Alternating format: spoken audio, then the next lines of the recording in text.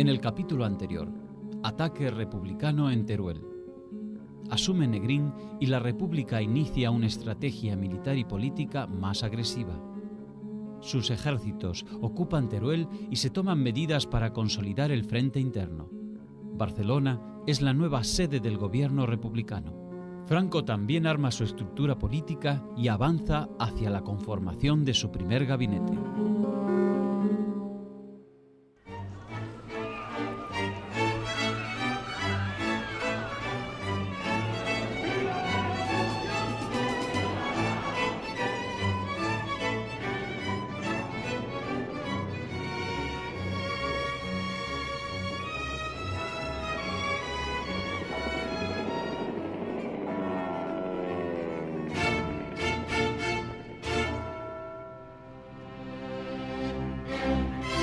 Una sociedad en guerra.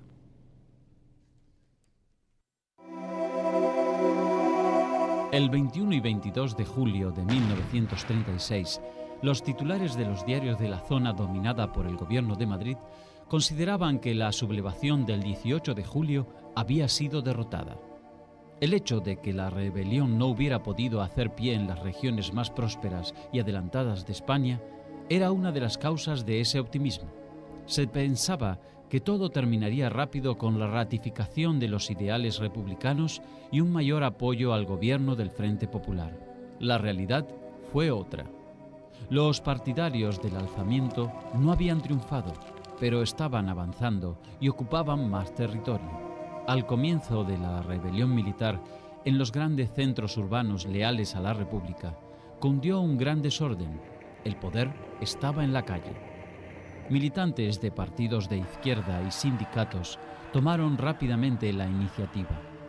Decidieron expropiaciones, incautaron armas y víveres y formaron unidades de combate con gran autonomía del poder gubernamental.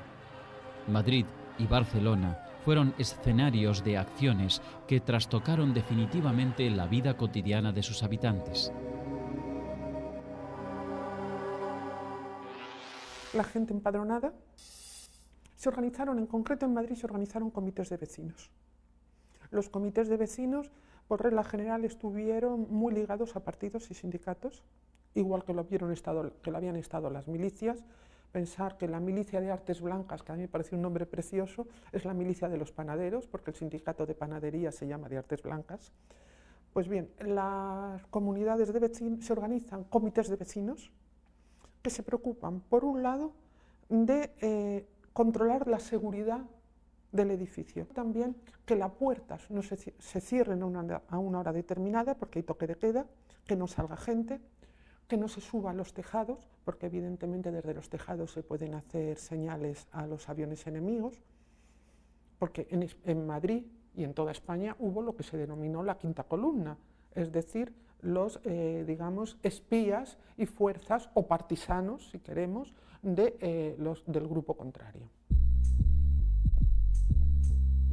En la capital catalana, el 20 de julio, se constituyó el Comité de Milicias Antifascistas, de fuerte mayoría anarquista, con el que tuvo que compartir decisiones el gobierno de la Generalitat. En la zona controlada por la República, el abastecimiento de alimentos para la población civil constituyó un drama permanente. Había creciente escasez de productos de primera necesidad, la distribución era precaria y los precios subieron en forma desorbitada. Con el tiempo, se sumaron el acaparamiento de víveres, la especulación y el mercado negro, hasta bordear la tragedia. Al principio, los partidos y sindicatos distribuyeron vales para ser canjeados por alimentos en tiendas y comercios. A partir de la población que había en cada edificio, nueva o evacuada y refugiada en este edificio, se repartieron las cartillas de racionamiento y entonces se decía, por ejemplo, carne, pues va a haber carne en tales comercios. La población estaba avisada y hacía colas. Naturalmente, pues no todos los que hicieron cola llegaron a tiempo de la carne, porque tampoco hubo carne para toda la gente que había asignada. con lo cual fue frecuente que los distintos miembros de las familias se repartieran por distintas colas. La falta de víveres fue un fenómeno generalizado y afectó más a las ciudades que a los pueblos. Resultó particularmente duro en algunas regiones, como el hambre que asoló Madrid. El pan comenzó a faltar de forma alarmante a comienzos de 1937 y en marzo se implantó una distribución estricta de 50 a 150 gramos por persona en Madrid y Barcelona. El resto de los productos, arroz, legumbres y hortalizas, escaseó a fines de 1936, se agravó al año siguiente y se extremó en 1938. A partir de marzo de 1937, el racionamiento se extendió a todo el territorio republicano y se impuso el sistema de cartillas de racionamiento. Algunos productos básicos, como la leche, solo podían ser obtenidos con una receta médica. En casa he oído hablar siempre de la merluza a la evacuada. Ahora ya sé cómo se hace. Se hacía cociendo desperdicios de pescado. He oído tanto de bacalao como de cualquier tipo de pescado, cabezas, raspas, lo que fuera, desperdicios del pescado. Y con ese agua se amasaba con harina, se le daba la forma de trozos de pescado y se freía. Eso era la merluza a la evacuada. Es decir, tengo también recogidos alguna documentación en que se pide a los médicos que no receten leche porque no hay leche que repartir. Entonces, bueno, la vida fue durísima. En términos generales y para la mayoría de la población la vida fue durísima. Las autoridades marcaban todos los días las cantidades que correspondían a cada persona. Los comerciantes estaban obligados a servir 100 gramos de garbanzos o de lentejas, o 175 gramos de arroz, o 150 de judías, o 250 gramos de patatas, más 500 gramos de frutas y verduras y 100 de aceites y grasas. En 1938, estas variedades se limitaron a lentejas, arroz y aceite. La Junta de Defensa de Madrid informó en febrero de 1937 que la capital necesitaba como mínimo un ingreso de 2.000 toneladas de alimentos por día, pero solo entraban 518 toneladas. Las autoridades fueron incapaces de frenar el almacenamiento ilegal y la subida de los precios. Con el tiempo, se incrementaron las largas filas de personas ante las puertas de los comercios en las grandes ciudades a toda hora. Una de las cosas que, según mi conocimiento, se desarrolló muchísimo en Madrid fue el trueque.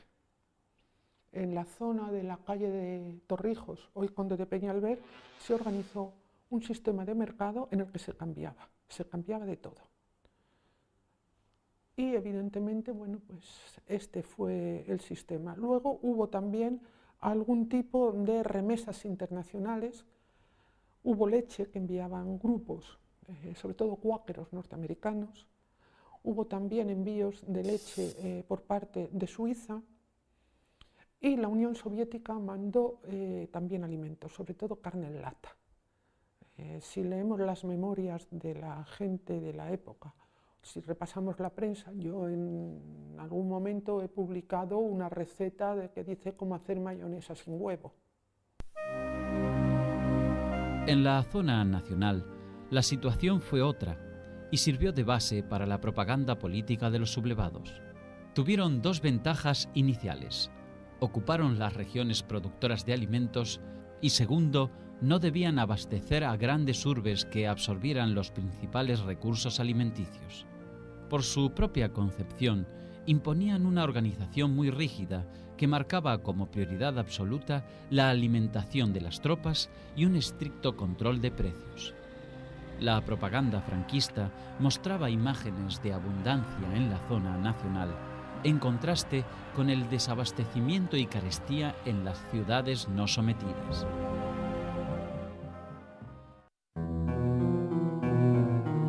El estallido revolucionario que se produjo en la zona republicana apenas se supo del pronunciamiento militar, transformó las estructuras productivas. Hubo una atomización de la economía en los sectores que cayeron en manos de quienes buscaban la colectivización, como los anarquistas.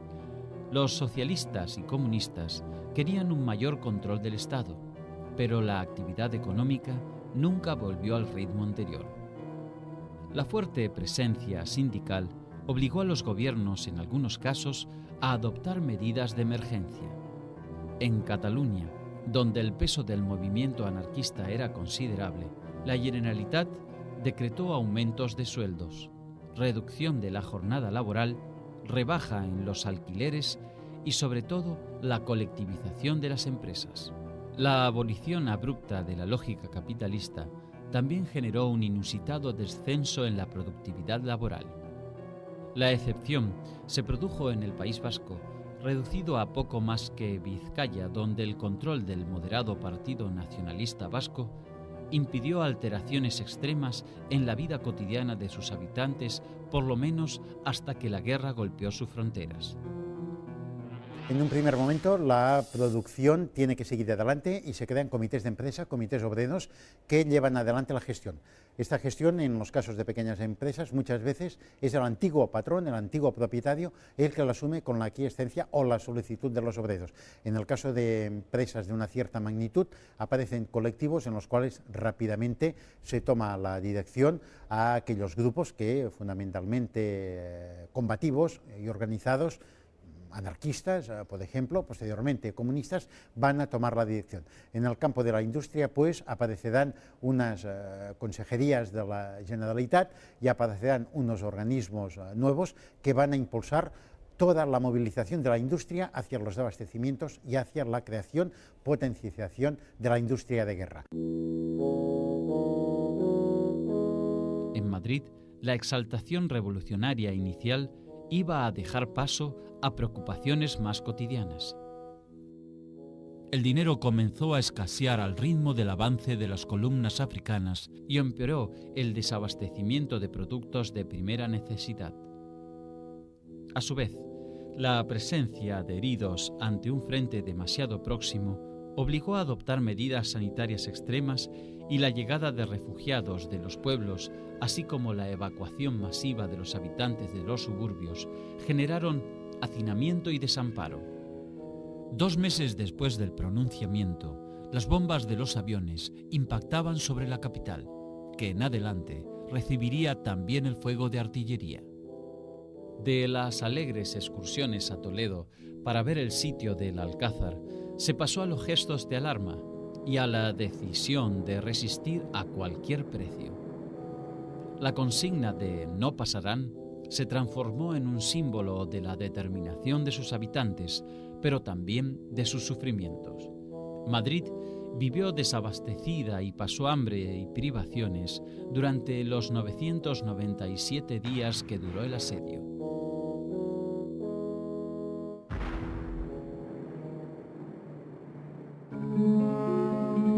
El alzamiento militar dividió a España, pero esa fractura no fue simétrica desde el punto de vista económico. Los republicanos conservaron los centros industriales y mineros del País Vasco, Cataluña y Asturias, además de los núcleos urbanos densamente poblados.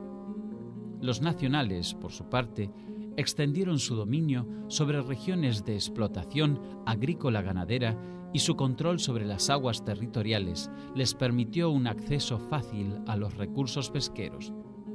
Los republicanos tuvieron fuertes descalabros económicos con la colectivización de tierras en Aragón y Valencia, mientras que el avance rebelde implicaba, en las provincias conquistadas, una rápida vuelta a los sistemas de explotación previos a la guerra. A grosso modo podríamos decir que la España nacional se queda con los campos, por lo tanto no tendrá problemas de subsistencias porque podrá disponer de recursos agrarios suficientes para abastecimiento. La España republicana, sintetizando, se queda con la periferia y tendrá necesidades de abastecimiento. ¿Por qué? Se produce un bloqueo de la península que es necesario referirse a ello. Durante la Guerra Civil Española hay un bloqueo. El estallido del conflicto produjo en los dos bandos problemas similares en la producción de elementos bélicos. España no tenía una industria de guerra significativa en 1936 y sus pertrechos eran limitados. Los republicanos reconvirtieron rápidamente su potencial industrial para adaptarlo al abastecimiento militar, pero la pérdida del norte a fines de 1937 los privó de una fuente decisiva de materias primas como acero y carbón. Los franquistas compensaron sus carencias con el extraordinario aporte de Alemania e Italia, mientras que la República, perjudicada por la neutralidad anglo-francesa y norteamericana, pudo resistir mientras la Rusia soviética aprovisionó a sus ejércitos. El suministro de hidrocarburos, un elemento vital en la guerra moderna, también favoreció a los franquistas. Desde el primer momento, la empresa estadounidense Texaco abasteció al bando nacional sin límites, mientras que los republicanos tuvieron que contentarse con el flujo irregular de petróleo soviético. La frontera es cerrada, flotas de submarinos impiden la circulación de bajeles y el Comité de No Intervención dificulta el suministro no solo de armas, sino el suministro de productos de todo tipo. Por lo cual hay una carencia de productos básicos en relación con el mundo urbano. El mundo urbano republicano va a padecer de un modo constante las limitaciones producidas por este bloqueo. Esta situación de falta de recursos va a ser una de las primeras novedades con que va a chocar una vez se hayan desabastecido las centrales y los recursos con los que se cuenta, va a significar una de las primeras características de la guerra civil. En 1936, la República cumplió 5 años. El gobierno había sido ocupado por políticos de centro-izquierda y de centro-derecha. Pero en vez de cosechar equilibrios y compensaciones sociales, la situación general se tornó gravísima. Las estructuras sociales que rigieron durante décadas de monarquía habían perdido vigencia, pero no habían sido reemplazadas por instituciones nuevas que tuvieran reconocimiento mayoritario de la población. Años después, el republicano Manuel Azaña declararía: las reformas del primer gobierno satisfacían a los burgueses liberales, interesaban poco a los proletarios y enemistaban a la burguesía conservadora con la República. El origen de la guerra civil fue la discordia interna de la clase media y en general de la burguesía. Aludía a causas sociales y religiosas que provocaron la fractura de las clases medias e impidieron el triunfo del proyecto de democracia parlamentaria. A mediados de los años 30, todos los sectores sociales estaban fragmentados y cada uno veía los acontecimientos políticos desde una perspectiva ideológica excluyente. Los anarcosindicalistas creyeron que la rebelión franquista era un hecho venturoso porque pondría en evidencia que era imposible resolver los conflictos sociales sin eliminar a la burguesía y a todo tipo de gobierno. Los socialistas y comunistas advirtieron que debían ceder parte de su sueño revolucionario para impedir el triunfo del movimiento militar si aspiraban a vivir con algo de democracia. Los enfrentamientos políticos fueron uno de los lastres que tuvo la zona republicana y que le costaron muy caro porque no hubo nunca aquí una unidad de criterio, hasta el final probablemente, una unidad de criterio y una unidad de doctrina que impusiera unas normas para ganar la guerra. Ese fue el dilema que se planteó aquí y que lo representaban por un lado los comunistas y por otros anarquistas. Los comunistas decían, primero ganar la guerra y después hacer la revolución. Los anarquistas, primero hacer la revolución, porque haciendo la revolución tenemos ganada la guerra. El dirigente de la Revolución Rusa, León Trotsky, con su habitual estilo contundente, escribió una semana después del pronunciamiento militar: el Frente Popular creó las condiciones favorables para la victoria del fascismo, al adormecer a obreros y campesinos con ilusiones parlamentarias, paralizando su voluntad política. La política de alianzas con la burguesía va a costarle caro a la clase obrera. Años de sufrimientos, de sacrificios, sino décadas de terror fascista. La Guerra Civil Española fue bastante más que un gran enfrentamiento entre clases sociales. La realidad mostró que la fractura era mucho más compleja que un mero choque frontal entre burguesía y proletariado. No había un bipartidismo definido al comienzo del conflicto. La polarización fue una consecuencia del enfrentamiento bélico. Dentro de cada uno de los bandos se registraron duros choques aún después de que hubiera comenzado la guerra. Este fraccionamiento político y social afectó sobre todo al sector republicano. En el lado republicano, las milicias están formadas fundamentalmente de personas, ¿no? Normalmente son trabajadores del campo de la ciudad, jornaleros, trabajadores, obreros, y por adscripción política, y después sectores de clases medias.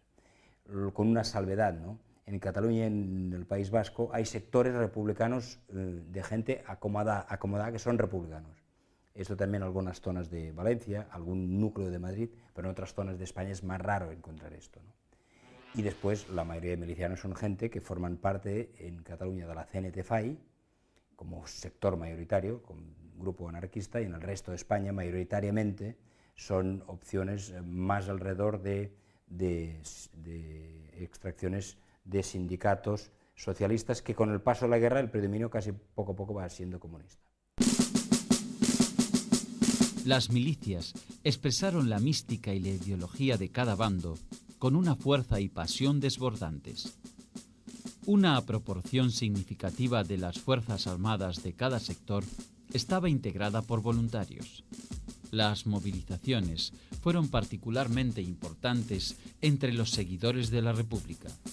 Estas milicias, compuestas sobre todo por obreros sindicalizados y miembros de partidos de izquierda, impidieron la caída inmediata del gobierno, apenas asomó la rebelión militar. En el bando derechista, una parte sustancial de las tropas de asalto estuvo compuesta por militantes de la Falange y del carlismo.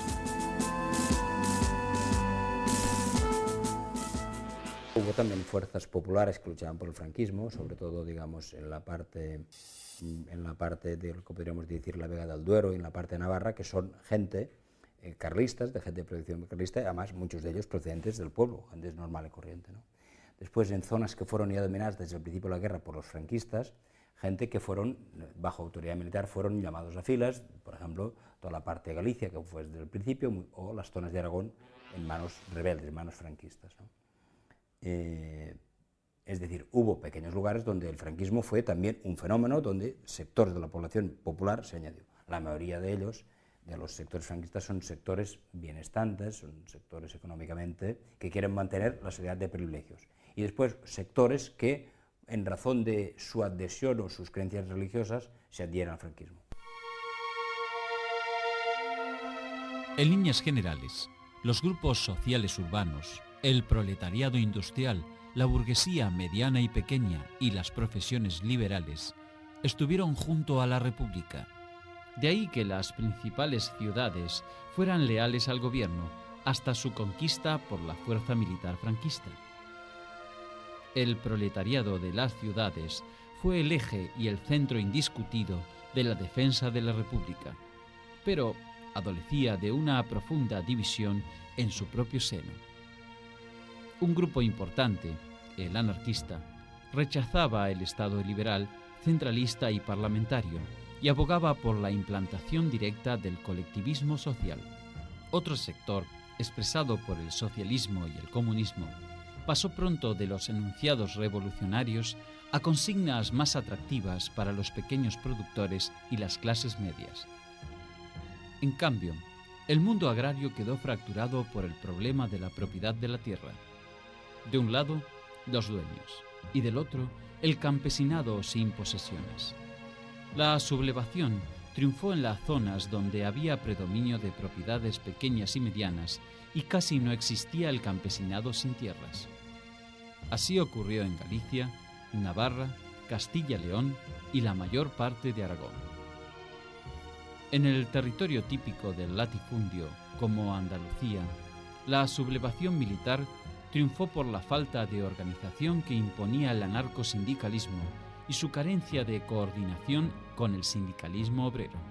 En el campo, la sublevación derrotó al proletariado campesino en la casi totalidad del territorio.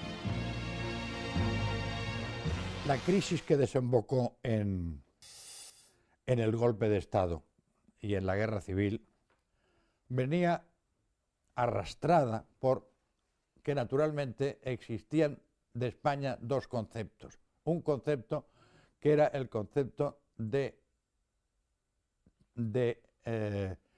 tener un régimen que fuera un régimen progresista y que llevase a cabo una serie de reformas casi revolucionarias que situasen a España un poco a nivel de lo que era el siglo XX y mejorasen las clases sociales más desfavorecidas que realmente estaban en una situación muy precaria, con el empleo muy inseguro, sobre todo con el campo, donde se pedía una reforma agraria urgente. Y en cambio, la otra idea era la de una España conservadora, tradicional, que podía admitir algunas rectificaciones en pro de las clases más desfavorecidas. La división que se produjo en España fue esencialmente ideológica, una confrontación de dos modelos de vida y visiones del mundo. Tras el estallido del conflicto, los republicanos moderados, que habían forzado el nacimiento de la República, fueron virtualmente barridos de la escena. Quedaron reemplazados por un ideario más izquierdista y revolucionario. En Barcelona, los anarquistas impusieron posturas libertarias extremas. La convivencia obligada de sectores con fuertes disidencias entre sí muestra la variedad de matices que coexistieron en el bando republicano. Los vascos, nacionalistas y católicos, preservaron la libertad de cultos y permitieron al clero cierto margen de maniobra. Pero en Cataluña, Valencia y en menor medida en Madrid, la persecución contra la Iglesia católica adquirió características de intolerancia, fuego y muerte. Esos contrastes se mantuvieron durante largo tiempo en la zona republicana como un reflejo de la puja política sin resolver entre los sectores que se disputaban el poder. Pese a todo, la mayoría quería defender la apertura de la cultura, los valores progresistas y el abandono de los moldes de la vieja clase oligárquica que había gobernado España.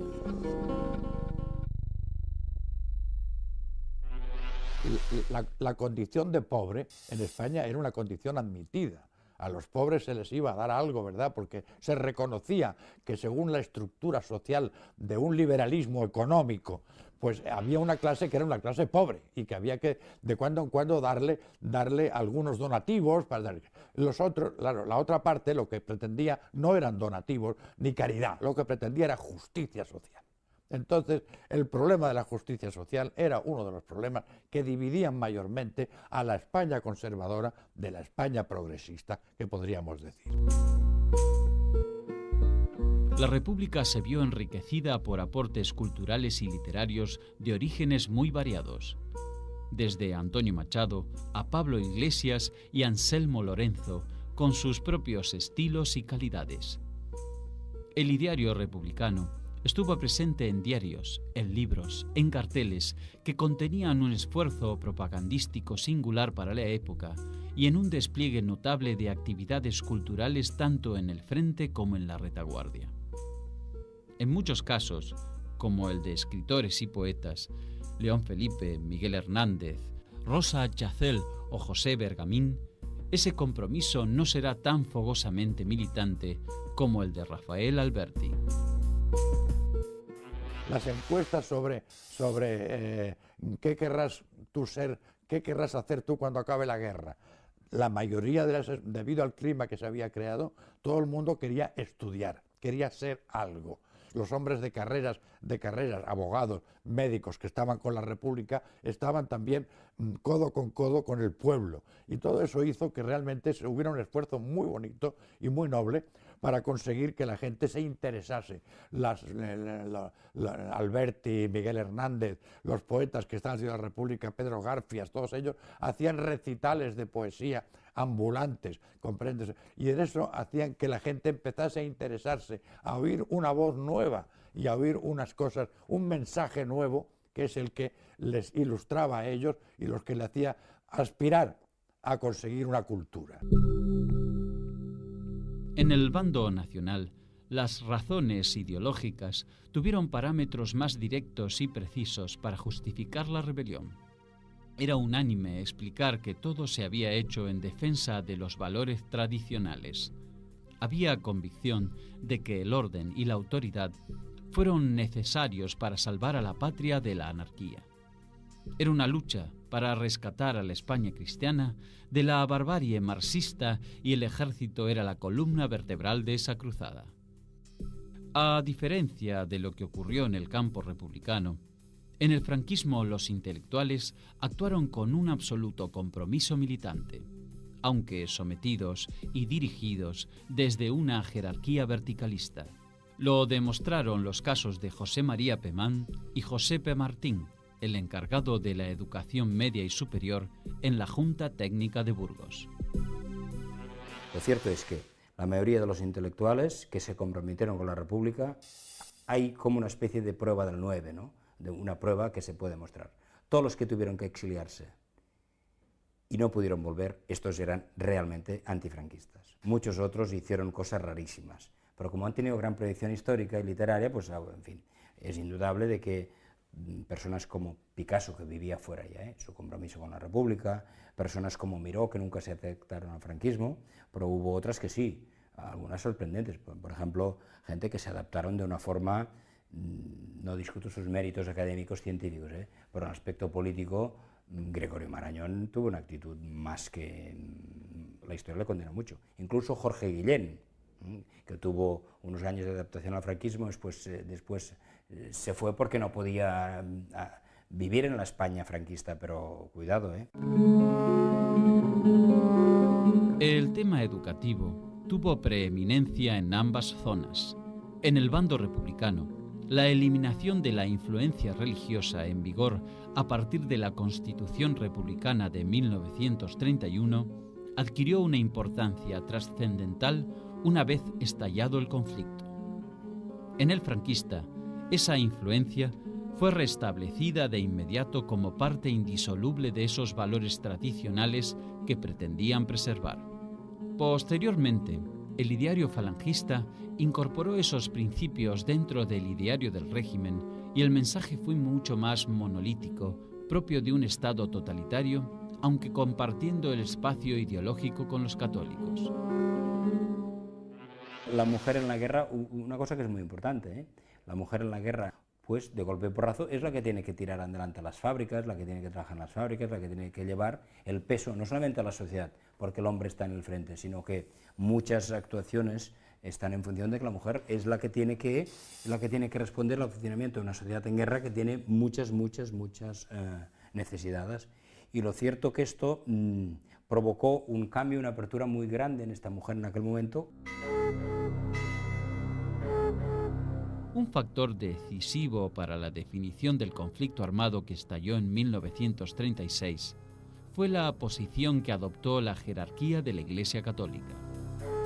El tema religioso contribuyó como pocos a la polarización ideológica de las dos Españas.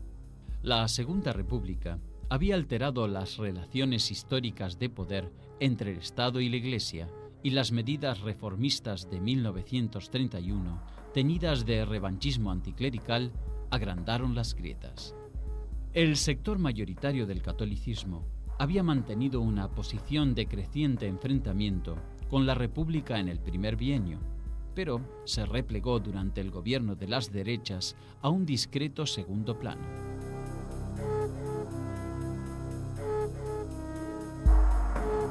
En 1936, en vísperas de las elecciones, jugó sus cartas a favor de la Confederación Española de Derechas Autónomas, CEDA, y el estallido de la guerra la encontró más proclive a justificar el alzamiento que a intentar fórmulas de paz entre los dos bandos. los bandos de declaración de estado de guerra, en todos los sitios donde hay alzamiento, no hay ni uno solo que menciona la religión. Defensa de la Iglesia, defensa de la religión. Dice que es contra el bolchevismo, contra los separatismos, por la dignidad de la patria, por el honor, ¿no? Pero nada de esto. Pero en muy poco tiempo se convierte en guerra de religión. ¿Por qué? Pues en la parte republicana, porque en todos los sitios donde fracasa el golpe, inmediatamente hay un desbordamiento popular y empiezan pues, las quemas de iglesias y los asesinatos de sacerdotes y personas católicas o simplemente de derechas. Y en la otra parte estaban deseando un alzamiento. Aquel no es exactamente el suyo, pero como es contra el gobierno del Frente Popular, aquel proverbio árabe del enemigo de mi enemigo es mi amigo. Entonces se les echan en brazos. No fue el grupo militar sublevado el que pidió el apoyo de la Iglesia en estos primeros momentos, es la Iglesia que se echa en brazos de los militares. Con la aparición del conflicto, el tema religioso se convirtió en uno de los más decisivos en el alineamiento de ambos bandos. En la zona republicana, la Iglesia fue perseguida y sus actividades prohibidas. En el territorio de los sublevados, el clericalismo y el espíritu de cruzada se revelaron como elementos políticos de primera importancia para la captación de adeptos. A 2 meses de la sublevación, 11 diócesis se pronunciaron por la acción militar y 3 de ellas ya hablaban de cruzada contra la descristianización. La réplica republicana fue durísima. A lo largo del conflicto fueron asesinados unos 6.800 clérigos, de ellos 13 obispos. El 80% murieron durante los primeros meses de la rebelión militar. La situación fue particularmente crítica en algunos distritos manejados por los anarquistas catalanes, como Barbastro y Lérida, donde fueron eliminados entre el 65 y el 87% de los sacerdotes seculares. En el sector republicano desapareció la libertad de culto y se cerraron los edificios eclesiásticos.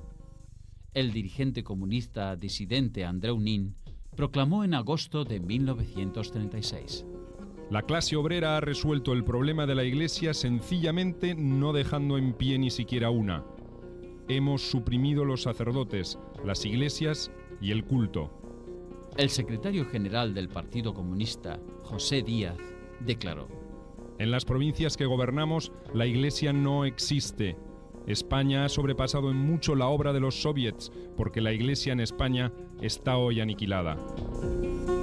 Algunos prelados, como el arzobispo de Santiago de Compostela, Tomás Muñiz, adoptaron rápidamente posiciones militares, y el propio Papa Pío XI denunció las persecuciones. El arzobispo de Toledo y primado de España, cardenal Isidro Gomá, informó al Vaticano: El enfrentamiento es entre la religión y el ateísmo, la civilización cristiana y la barbarie. Los combatientes del lado sublevado lo son sobre todo por motivos religiosos, y el propio general Francisco Franco es católico practicante de toda su vida. El cardenal Eustaquio Ilundain de Sevilla sostenía que en España se luchaba contra las fuerzas mancomunadas del Averno. Para el prelado de Salamanca, Enrique Play de Niel, se trataba de una lucha apocalíptica entre la Babilonia terrenal y la Jerusalén celestial. Esa actitud batalladora también se iba a expresar en la carta colectiva del 1 de julio de 1937, en la que 43 obispos, encabezados por el cardenal Gomá, fijaron una posición de claro apoyo al franquismo. Muchos obispos habían escrito ya pastorales en favor de la cruzada, con la palabra cruzada explícita. A partir del discurso de Pío XI del 14 de septiembre del 36, empiezan a publicar pastorales y, como conocen la versión mutilada de aquel discurso, creen que Pío XI ha bendecido el alzamiento y ellos lo bendicen también. Se utiliza generosamente la palabra cruzada. Pero la carta colectiva fue petición de Franco al cardenal Gomá, porque le perjudicaba mucho la opinión de los católicos de izquierdas o avanzados de toda Europa, que eran críticos contra él. Estaban contra la persecución religiosa, condenaban las matanzas, los incendios, pero condenaban también las matanzas del otro lado y la misma legitimidad del alzamiento. El avance de las tropas franquistas en la guerra había terminado con una polémica dentro de la Iglesia que provocaba dolores de cabeza en el Vaticano. Se trataba de la actitud de sacerdotes vascos que asistían a las tropas nacionalistas republicanas contra el ejército rebelde. El tema se agudizó cuando se supo que una docena de sacerdotes vascos fueron fusilados por las tropas franquistas sin juicio previo. La discusión finalmente se olvidó cuando los vascos fueron vencidos. Franco atribuyó la acción a un subordinado que había actuado incorrectamente y lo retiró del mando. La Iglesia oficial consideraba que los sacerdotes vascos habían cometido un delito al colaborar con el gobierno republicano. Solo un obispo, el cardenal Francisco Vidal y Barraquer, estuvo próximo a posiciones democráticas, pero pasó virtualmente desapercibido frente a la mayoritaria adhesión al alzamiento. Un sector minoritario de laicos católicos siguió militando en la República, entre otros el ministro vasco Manuel de Irujo, quien participó de los gabinetes que encabezaron los socialistas Francisco Largo Caballero y Juan Negrín. Irujo intentó reconvertir la imagen anticlerical del Frente Popular ante la sociedad española, pero encontró una denodada resistencia dentro del gabinete presidencial. En un discurso ante las Cortes, dijo en septiembre de 1938: Yo, que además de liberal y demócrata, soy ferviente religioso, soy cristiano y católico, siento tener que decir al gobierno de la República que ya es tiempo de que los cristianos podamos tener una iglesia abierta. Irujo propuso la aplicación de medidas que estaban contempladas en la Constitución, como la libertad de culto, pero no obtuvo resultados, hasta que fue demasiado tarde.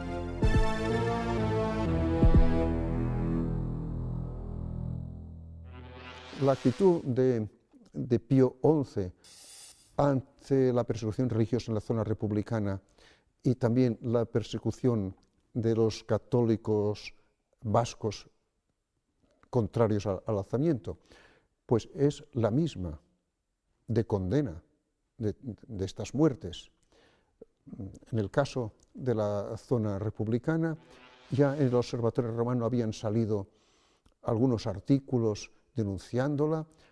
Los relatos de los prófugos tienen en Roma una gran caja de resonancia. Yo lo compararía con lo que pasó con la Revolución Francesa. Los aristócratas o los obispos emigrados al otro lado del Rin o a Inglaterra actúan de caja de resonancia del terror revolucionario, ¿no? Pero cuando después haya el terror contrarrevolucionario, la represión de la Comuna, etcétera, que fueron muchos más, no habrá la misma resonancia. Entonces, es duro decirlo, pero los muertos no abultan igual. Un obispo, un empresario hacen más bulto que un obrero, que un campesino.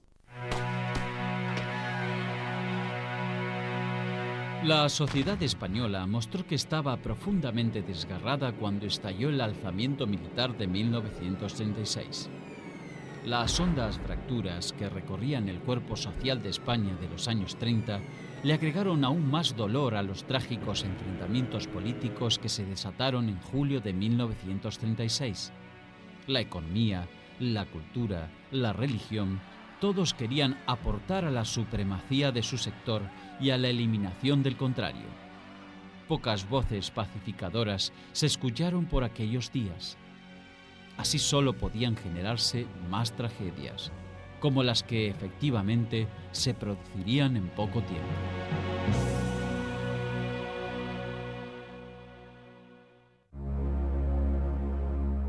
En el próximo capítulo, de la Alfambra al Ebro, los nacionales recuperan Teruel y aíslan a Cataluña del resto del territorio de la República. La guerra entra en su etapa decisiva. La batalla del Ebro, la más sangrienta del conflicto, agota la capacidad militar de los republicanos y el Pacto de Múnich termina con las esperanzas de un inminente enfrentamiento europeo.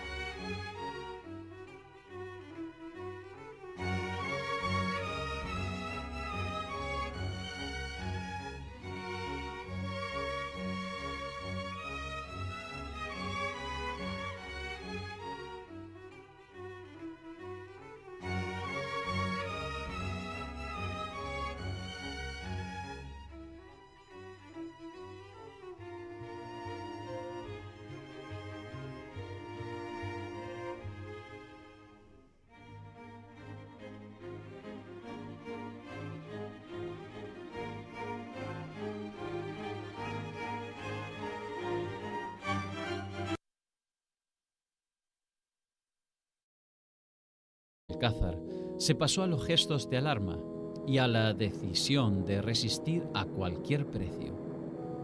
La consigna de "no pasarán" se transformó en un símbolo de la determinación de sus habitantes, pero también de sus sufrimientos. Madrid vivió desabastecida y pasó hambre y privaciones durante los 997 días que duró el asedio.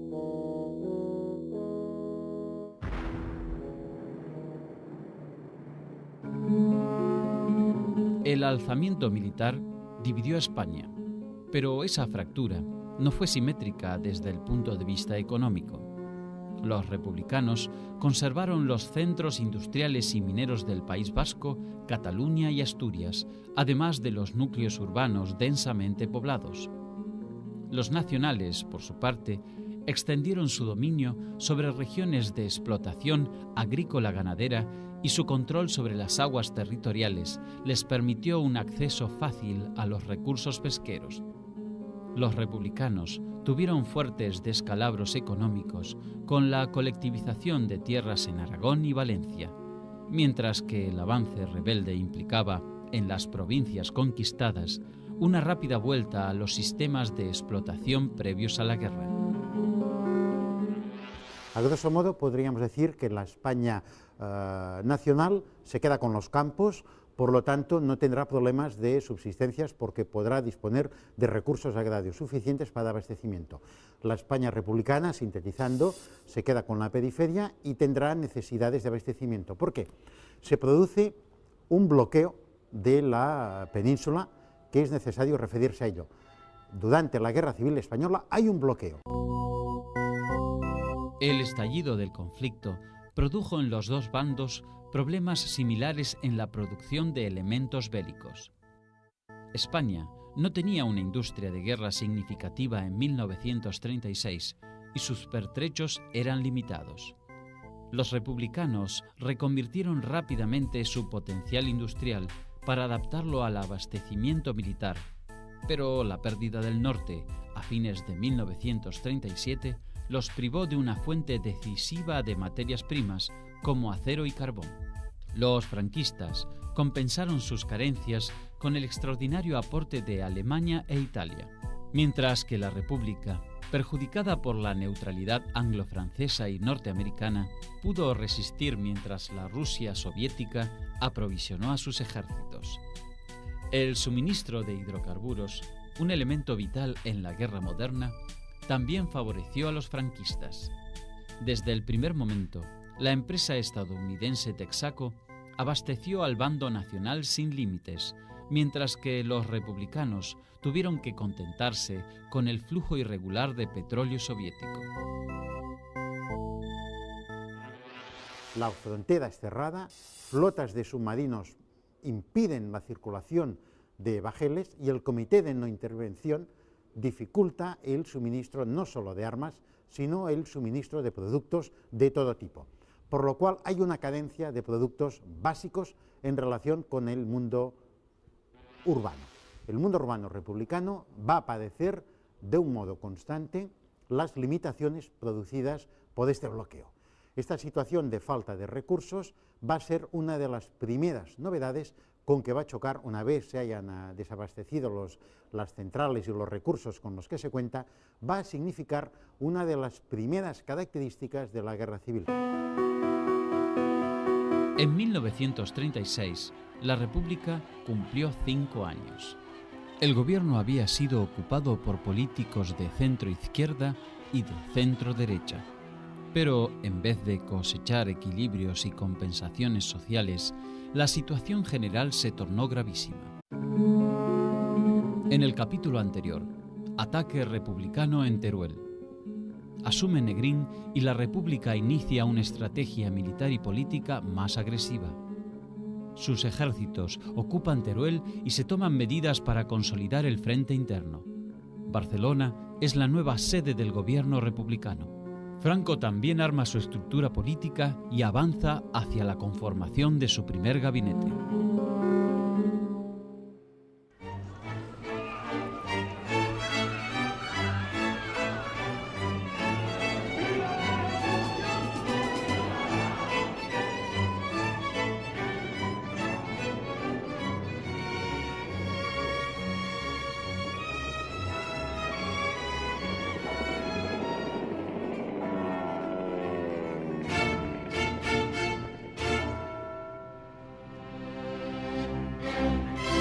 Una sociedad en guerra.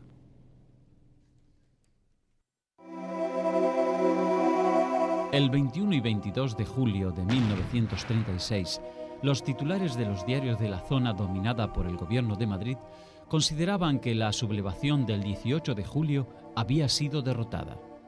El hecho de que la rebelión no hubiera podido hacer pie en las regiones más prósperas y adelantadas de España era una de las causas de ese optimismo. Se pensaba que todo terminaría rápido con la ratificación de los ideales republicanos y un mayor apoyo al gobierno del Frente Popular. La realidad fue otra. Los partidarios del alzamiento no habían triunfado, pero estaban avanzando y ocupaban más territorio. Al comienzo de la rebelión militar, en los grandes centros urbanos leales a la República, cundió un gran desorden. El poder estaba en la calle. Militantes de partidos de izquierda y sindicatos tomaron rápidamente la iniciativa. Decidieron expropiaciones, incautaron armas y víveres y formaron unidades de combate con gran autonomía del poder gubernamental. Madrid y Barcelona fueron escenarios de acciones que trastocaron definitivamente la vida cotidiana de sus habitantes. La gente empadronada se organizaron, en concreto en Madrid, se organizaron comités de vecinos. Los comités de vecinos, por regla general, estuvieron muy ligados a partidos y sindicatos, igual que lo habían estado las milicias. Pensar que la milicia de Artes Blancas, que a mí me parece un nombre precioso, es la milicia de los panaderos, porque el sindicato de panadería se llama de Artes Blancas. Pues bien, las comunidades de vecinos se organizan comités de vecinos que se preocupan, por un lado, de controlar la seguridad del edificio. También que las puertas no se cierren a una hora determinada, porque hay toque de queda, que no salga gente, que no se suba a los tejados, porque evidentemente desde los tejados se pueden hacer señales a los aviones enemigos, porque en Madrid y en toda España hubo lo que se denominó la quinta columna, es decir, los, espías y fuerzas o partisanos, si queremos, del grupo contrario. En la capital catalana, el 20 de julio, se constituyó el Comité de Milicias Antifascistas de fuerte mayoría anarquista, con el que tuvo que compartir decisiones el gobierno de la Generalitat. En la zona controlada por la República, el abastecimiento de alimentos para la población civil constituyó un drama permanente. Había creciente escasez de productos de primera necesidad, la distribución era precaria y los precios subieron en forma desorbitada. Con el tiempo, se sumaron el acaparamiento de víveres, la especulación y el mercado negro, hasta bordear la tragedia. Al principio, los partidos y sindicatos distribuyeron vales para ser canjeados por alimentos en tiendas y comercios. A partir de la población que había en cada edificio, nueva o evacuada y refugiada en este edificio, se repartieron las cartillas de racionamiento y entonces se decía, por ejemplo, carne, pues va a haber carne en tales comercios.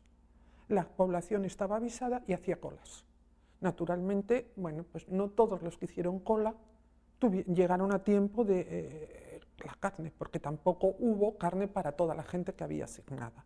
Con lo cual fue frecuente que los distintos miembros de las familias se repartieran por distintas colas. La falta de víveres fue un fenómeno generalizado y afectó más a las ciudades que a los pueblos. Resultó particularmente duro en algunas regiones, como el hambre que asoló Madrid. El pan comenzó a faltar de forma alarmante a comienzos de 1937 y en marzo se implantó una distribución estricta de 50 a 150 gramos por persona en Madrid y Barcelona. El resto de los productos, arroz, legumbres y hortalizas, escaseó a fines de 1936, se agravó al año siguiente y se extremó en 1938.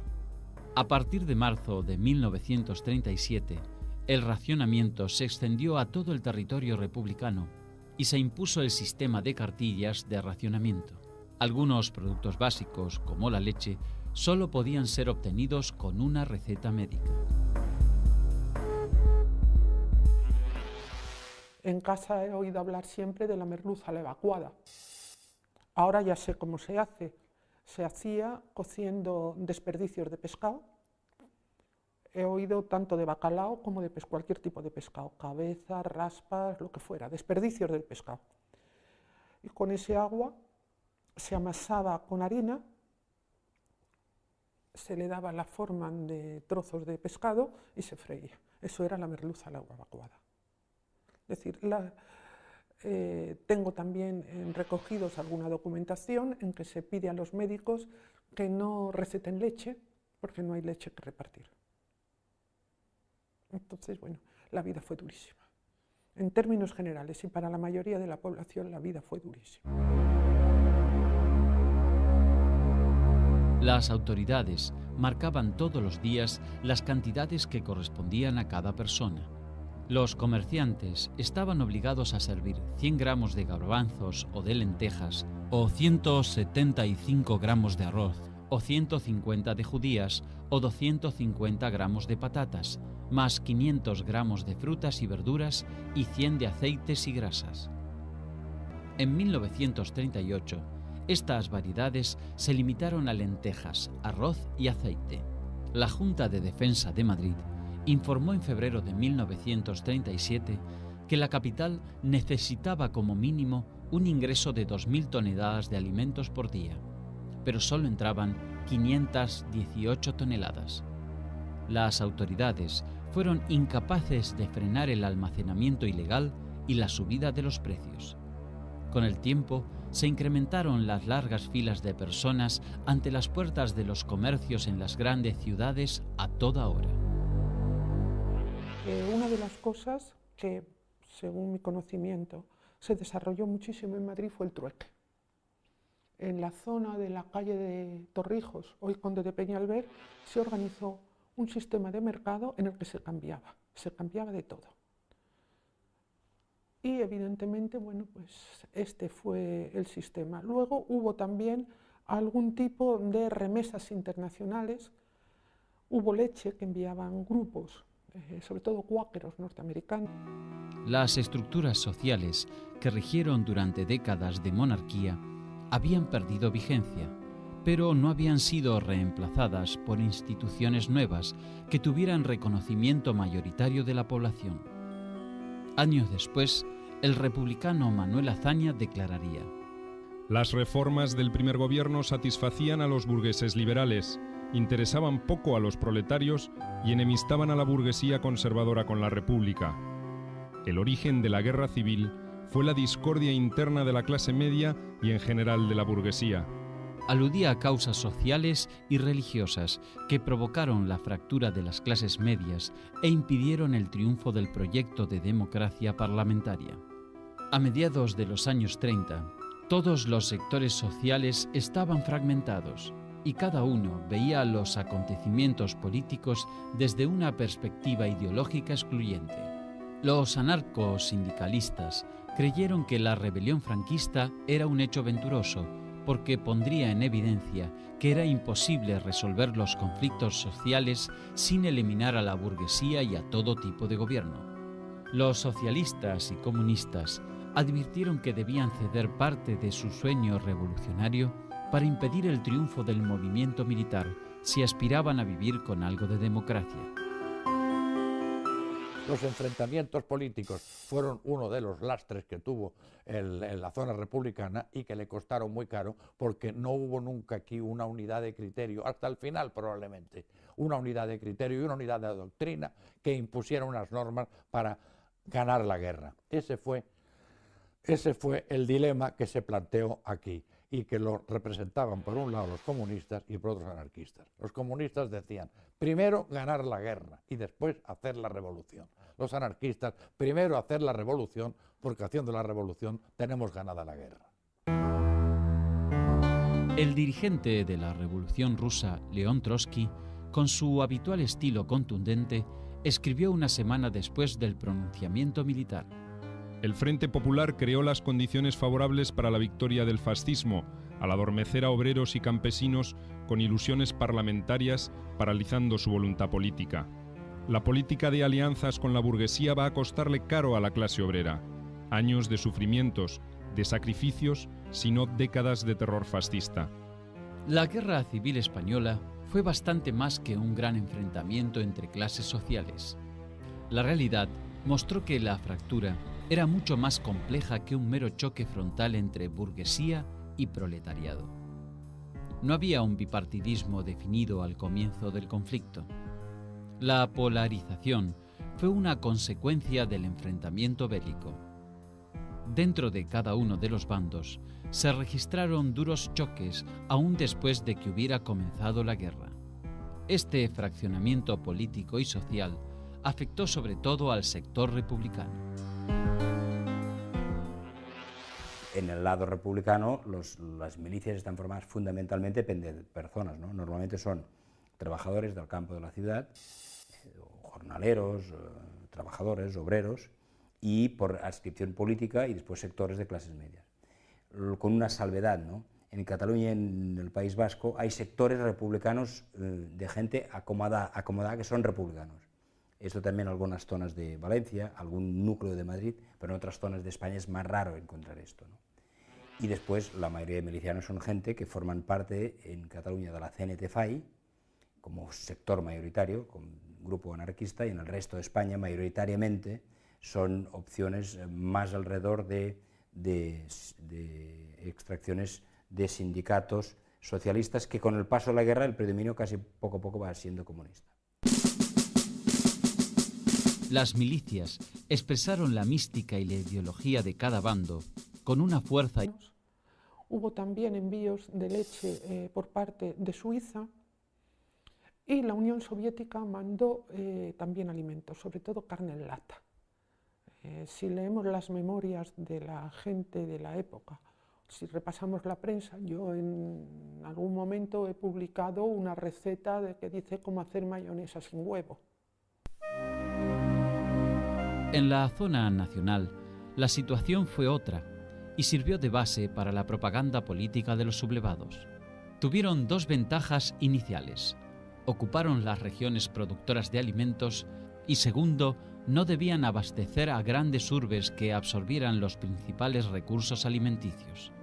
Por su propia concepción, imponían una organización muy rígida que marcaba como prioridad absoluta la alimentación de las tropas y un estricto control de precios. La propaganda franquista mostraba imágenes de abundancia en la zona nacional, en contraste con el desabastecimiento y carestía en las ciudades no sometidas.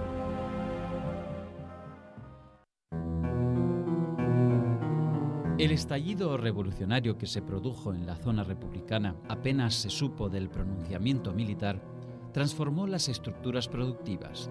Hubo una atomización de la economía en los sectores que cayeron en manos de quienes buscaban la colectivización, como los anarquistas. Los socialistas y comunistas querían un mayor control del Estado, pero la actividad económica nunca volvió al ritmo anterior. La fuerte presencia sindical obligó a los gobiernos, en algunos casos, a adoptar medidas de emergencia. En Cataluña, donde el peso del movimiento anarquista era considerable, la Generalitat decretó aumentos de sueldos, reducción de la jornada laboral, rebaja en los alquileres y, sobre todo, la colectivización de las empresas. La abolición abrupta de la lógica capitalista también generó un inusitado descenso en la productividad laboral. La excepción se produjo en el País Vasco, reducido a poco más que Vizcaya, donde el control del moderado Partido Nacionalista Vasco impidió alteraciones extremas en la vida cotidiana de sus habitantes, por lo menos hasta que la guerra golpeó sus fronteras. En un primer momento la producción tiene que seguir adelante y se crean comités de empresa, comités obreros que llevan adelante la gestión. Esta gestión, en los casos de pequeñas empresas, muchas veces es el antiguo patrón, el antiguo propietario, el que lo asume con la aquiescencia o la solicitud de los obreros. En el caso de empresas de una cierta magnitud, aparecen colectivos en los cuales rápidamente se toma la dirección a aquellos grupos que, fundamentalmente combativos y organizados, anarquistas, por ejemplo, posteriormente comunistas, van a tomar la dirección. En el campo de la industria, pues, aparecerán unas consejerías de la Generalitat y aparecerán unos organismos nuevos que van a impulsar toda la movilización de la industria hacia los abastecimientos y hacia la creación, potenciación de la industria de guerra. En Madrid, la exaltación revolucionaria inicial iba a dejar paso a preocupaciones más cotidianas. El dinero comenzó a escasear al ritmo del avance de las columnas africanas y empeoró el desabastecimiento de productos de primera necesidad. A su vez, la presencia de heridos ante un frente demasiado próximo obligó a adoptar medidas sanitarias extremas, y la llegada de refugiados de los pueblos, así como la evacuación masiva de los habitantes de los suburbios, generaron hacinamiento y desamparo. 2 meses después del pronunciamiento, las bombas de los aviones impactaban sobre la capital, que en adelante recibiría también el fuego de artillería. De las alegres excursiones a Toledo para ver el sitio de la